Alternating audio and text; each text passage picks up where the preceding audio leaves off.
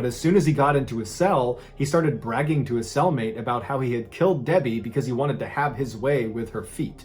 And they began looking more closely at David Dixon, who had been ruled out as a suspect and was viewed by and large as this pristine military veteran with no criminal history.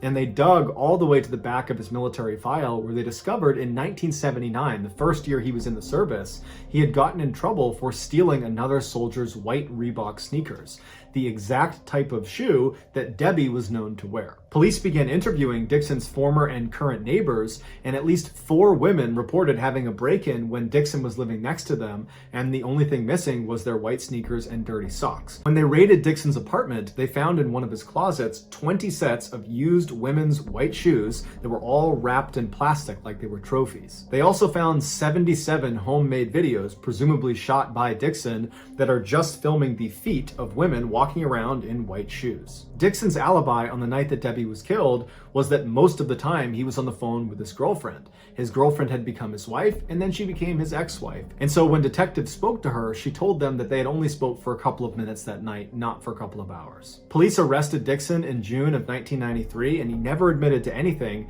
but as soon as he got into his cell, he started bragging to his cellmate about how he had killed Debbie because he wanted to have his way with her feet, and his cellmate immediately told on him. Dixon was ultimately found guilty of killing Debbie Wilson, and he was sentenced to life in prison.